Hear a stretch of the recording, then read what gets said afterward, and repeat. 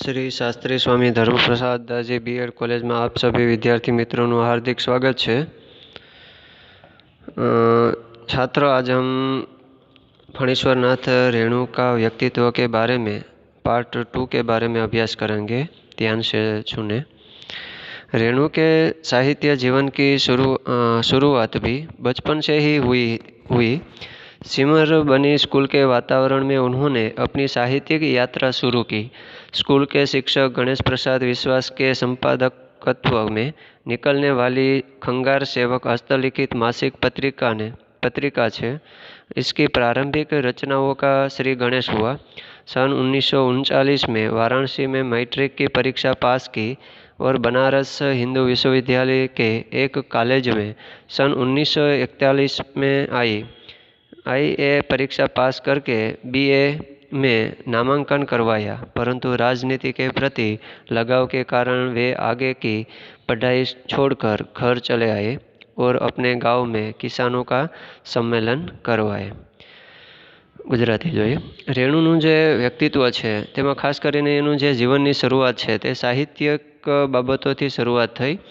એનું આખું બાળપણ છે તે બાળપણ એ સિમરબની સ્કૂલ છે તો ત્યાં તેમનું શિક્ષણ છે તે શરૂઆત થઈ। તેનું વાતાવરણ પણ એવું હતું સાહિત્યને અનુલક્ષીને।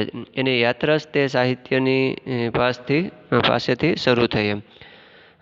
સ્કૂલમાં જ્યારે ભણતા હતા ત્યારે તેમને શિક્ષક ગણેશ પ્રસાદ જે હતા તેમને એવો એક વિશ્વાસમાં બંધાવેલો હતો કે ભાઈ એમનું જે ખાસ કરીને એક હસ્તલિખિત અંક છે માસિક પત્રિકા ખંગાર સેવક, તો એ પત્રિકામાં એનો પ્રારંભ શરૂઆત છે તે શિક્ષક ગણેશ પ્રસાદના વિશ્વાસેથી જ આગળ વધારેલો હતો એમ। અને ત્યારથી જ એને શ્રી ગણેશની શરૂઆત કરેલી હતી। 1939માં વારાણસી મેટ્રિક પરીક્ષા પણ પાસ કરી હતી અને बनारस हिंदू विश्वविद्यालय के एक कॉलेज में सन 1941 में परीक्षा पास करी અને BA માં એમનું નામ અંકિત થયું એટલે કે પ્રવેશ લીધો। અને ત્યાર પછી તો રાજનીતિમાં એમને લગાવ વધતો ગયો અને અંતે તે ભણવાનું છે તે છોડી અને પાછા ઘરે આવી ગયા એમ। અને ઘરે તે ગામડામાં આવી અને જ્યારે ખેડૂતો હતા ત્યાં એ ખેડૂતોની સાથે એમણે सम्मेलन છે તે યોજ્યા એમ। આગળ જોઈએ। रेणु के दाम्पत्य जीवन की बात करें तो उनके 3 विवाह हुए थे। उसमें भी कई उतार चढ़ाव का सामना रेणु जी को करना पड़ा। रेणु के ऊपर पारिवारिक वातावरण का काफ़ी असर पड़ा। परिवार में इकलौता बेटा होने के कारण घर के बुजुर्गों से ज़्यादा प्यार मिला। दादी की कहानियों और लोरियों के कारण रेणु के मन में लोक रंग उभर आया। यही लोक उनके साहित्य में भी देखा जा सकता है। એટલે કે રેણુજીનું જે દાંપત્ય જીવન હતું તેમાં એવું જોવા મળે છે કે તેને 3 વખત લગ્ન થયા હતા। એમાં ઘણી વખત ચડાવ ઉતાર છે તે જોવા મળેલો હતો અને એનો સામનો પણ એ રેણુજીએ ખુદ પોતાની રીતે જ કર્યો હતો। અને ત્યાર પછી તો એના પારિવારિક વાતાવરણમાં ઘણી બધી એવી અસર પણ પડી। એના પરિવારમાં એટલે કે તેના માતા પિતામાં એકનો એક દીકરો હતો અને તેમના ઘરના જે બુજુર્ગો હતા તેના પ્રત્યે તેમને ઘણો બધી લગાવ પ્રેમ હતો। અને તેને ખાસ કરીને દાદી હતી તો એ દાદી તો એમને એવી બધી વાર્તાઓ અને એવી રીતે જે અમુક કહાનીઓ છે તે સંભળાવતા હતા એમ। અને તે એવો પણ એક ખેદ અનુભવ કરતા કે એમની દાદી અને દાદા પાસે જેટલી વાર્તાઓ સાંભળવી હતી એટલી એ સાંભળી શક્યા પણ નહીં એમ। आगे देखें। रेणु ने कभी नौकरी के बंधना स्वीकार नहीं किया। भारतीय राजनीति में रेणु ने सक्रियता से भाग लिया।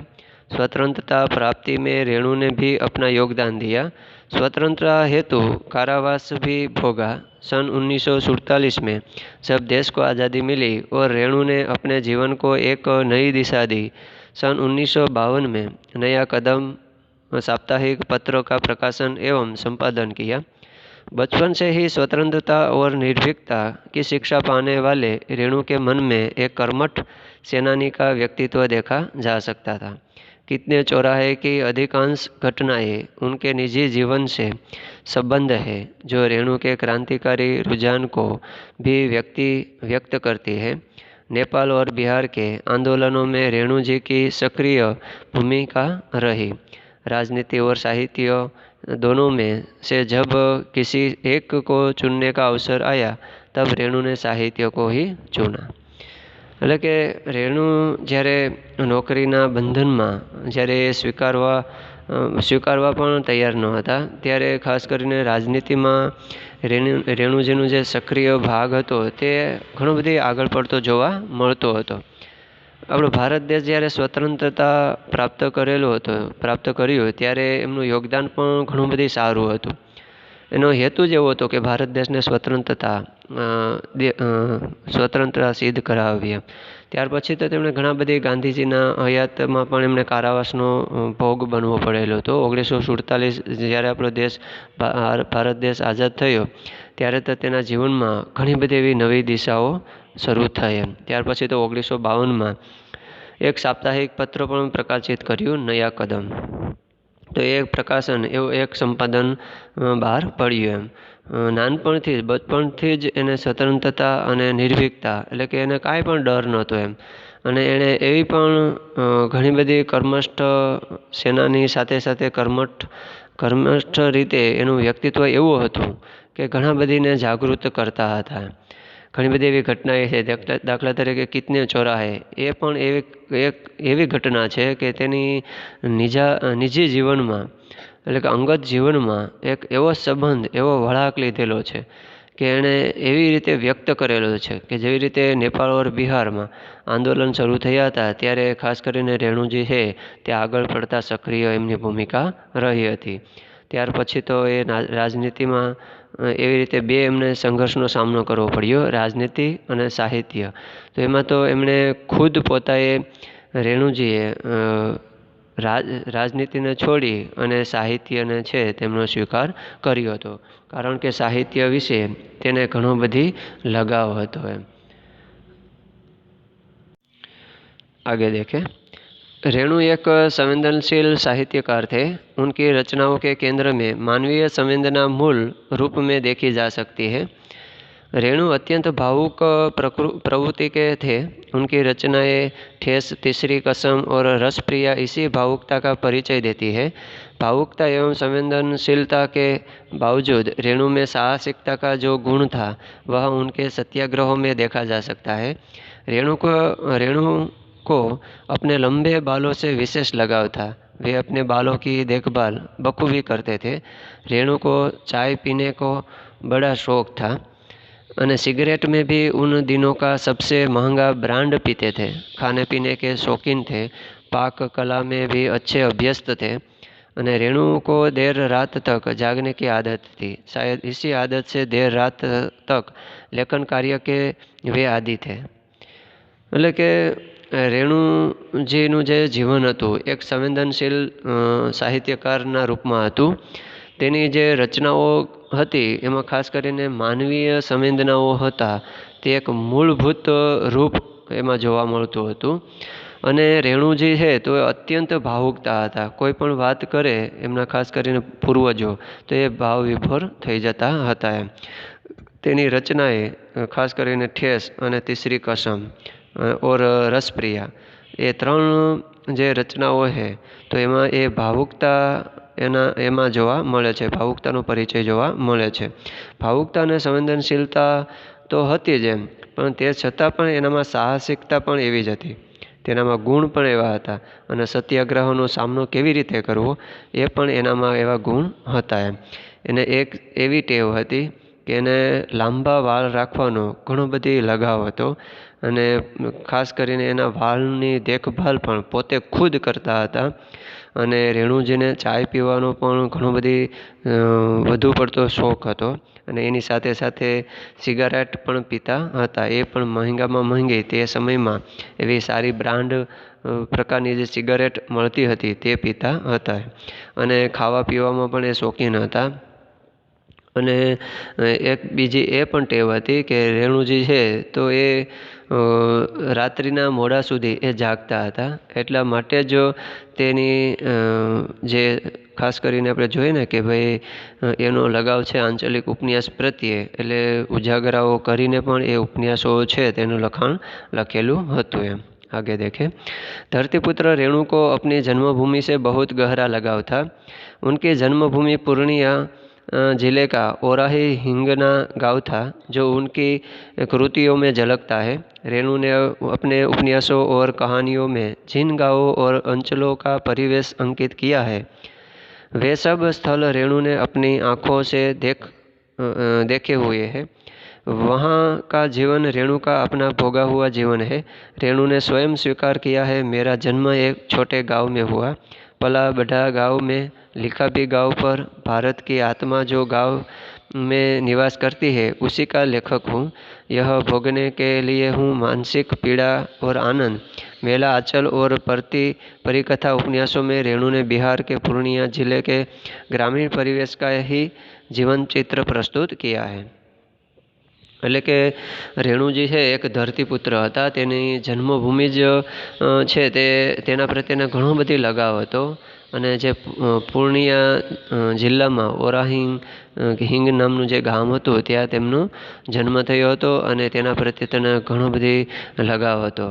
અને રેણુજીના જે ઉપન્યાસો હતા, ઘણી બધી કહાનીઓ હતી તે ગાવ પ્રત્યે જોવા મળતી હતી એમ. અને એ ઉપન્યાસો અને કહાનીઓમાં ખાસ કરીને આસપાસના જે ગામડાઓ હતા તેની જ ભાવ અથવા તેની જે વેદનાઓ છે તેના પ્રત્યે તે ઉપન્યાસોનું લખાણ લખેલું હતું એમ. ક્યારેક તો એવું પણ બને છે કે રેણુજીના આંખમાં આંસુ આવી જતા હોય છે, ભાવ વિભોર થઈ જતા હોય, કેમ કે ગામડાની પરિસ્થિતિને જોઈને. એટલે તેમણે કીધેલું હતું ને કે મારો જન્મ છે ભલે નાનકડા ગામમાં થયેલો હોય, હું ભલે એ ગરીબ ગામડામાં ભણેલો હોય, મારો જન્મ થયેલો હોય, મારો જે જન્મ છે તે ભારત માતાના ગૌરવ માટે અથવા આઝાદી માટે થયો છે. અને એટલું બધી આત્મબળ હતું અથવા આત્મવિશ્વાસ હતો કે હું ભલે ગામડામાં નિવાસ કરું છું પણ ગામડાના લોકોનો ઉદ્ધાર કરીને જ રહીશ. ક્યારેક એવું પણ બનતું તે માનસિક પીડાની સાથે સાથે આનંદ પણ અનુભવતા હતા. અને જે મેલા આંચલ ઉપન્યાસ લખેલું છે તેમાં પણ એ વ્યક્ત કરેલું છે. બીજી ઘણી બધી એવી ઉપન્યાસો અને કહાનીઓ છે, પરિકથા, તે ઉપન્યાસોમાં પણ રેણુજીએ બિહાર જે પૂર્ણિયા જિલ્લામાં આવેલું છે ત્યાં ગ્રામીણ લોકોનું જે પરિવેશ છે અથવા પહેરવેશ છે તેનું આખું જીવંત ચિત્ર છે તે વ્યક્ત કરેલું છે મેલા આંચલમાં. आगे देखें। फणीश्वरनाथ रेणु अपने गुरु के विषय में बात करते हुए कहते हैं, मैं अपने गुरु स्वर्गीय श्री रामदेनी तिवारी द्विजदेनी का ऋणी हूँ। वस्तुतः उनकी रचना भैया जी की घोड़ी ने ही मुझे प्रेरणा दी है। मेरे लेखन की प्रेरणा एक और सज्जन से थे, W.G. आर्चर। पूर्णिया के जिला कलेक्टर होकर भी इन्होंने संथाली जीवन पर लिखा था। इसके अलावा जिनका ज़्यादा प्रभाव मुझ पर पड़ा है वे हैं सोलोकोव, ताराशंकर, सतीनाथ भादुड़ी और प्रेमचंद। रेणु ने सतीनाथ भादुड़ी को अपना साहित्य गुरु स्वीकार किया है। आप शायद नहीं जानते कि मैं बहुत छोटी उम्र से ही श्री सतीनाथ भादुड़ी जी के साथ हूँ। वे मेरे साहित्यिक गुरु हैं। जो कुछ भी हूँ उन्हीं का बनाया हुआ बिगड़ा हुआ दूसरों के कुछ है मैं. એટલે કે ફણીશ્વરનાથ રેણુ તેમના ગુરુ વિશે પણ એ વાત કરે છે અને કહે છે કે મારા જે ગુરુ છે રામદેની તિવારી, ઘણા બધી એમણે ગુરુઓ પણ બનાવેલા હતા. દ્વિજદેનિકા એ ઋણી હતા કે મેં એટલું બધી એને અભ્યાસ કરાવેલો હતો અથવા એટલું એમણે શિક્ષણ આપેલું હતું એમ. ત્યાર પછી ઉનકી જે રચના હતી ભૈયાજી કી ઘોડી તેમાંથી પણ એને પ્રેરણા મળી. અને લેખન કાર્ય કરતી વખતે પણ એમનું જે ભૂમિકા હતી અથવા એમનું જે શરૂઆતનો ગાળો હતો તે પૂર્ણિમા જિલ્લાનું જે ગામડું છે તેને અનુલક્ષીને જ એમણે એવું પણ કીધેલું છે એમ, અથવા એવો પણ એનો ઉપર પ્રભાવ પડેલો છે. અને એના ઘણા ગુરુઓ એવા હતા કે ભાઈ સોલોકોવ, તારાશંકર, સતીનાથ ભાદુડી અને પ્રેમચંદ પ્રત્યે એટલો પ્રભાવ પડેલો હતો કે એમણે એવું સ્વીકાર્યું કે સતીનાથ ભાદુડી છે તેમને એક સાહિત્ય ગુરુ તરીકે તેમણે સ્વીકાર્યા હતા. એમ નાનકડી ઉંમર હતી ત્યારે સતીનાથ ભાદુડી છે તેની સાથે હતા એમ, અને એ સાહિત્યિક ગુરુ તરીકે તેમણે સ્વીકાર્યા હતા એમ. તો વિદ્યાર્થી મિત્રો, આજે આપણે અહીં સુધી રાખીએ. જે મેલા આંચલ ઉપન્યાસમાં ફણીશ્વરનાથ રેણુનું જે વ્યક્તિત્વ છે તે પાર્ટ 2 અહીં પૂર્ણ કરીએ છીએ. આવતા પિરિયડમાં આપણે પાર્ટ 3 વિશે અભ્યાસ કરીશું.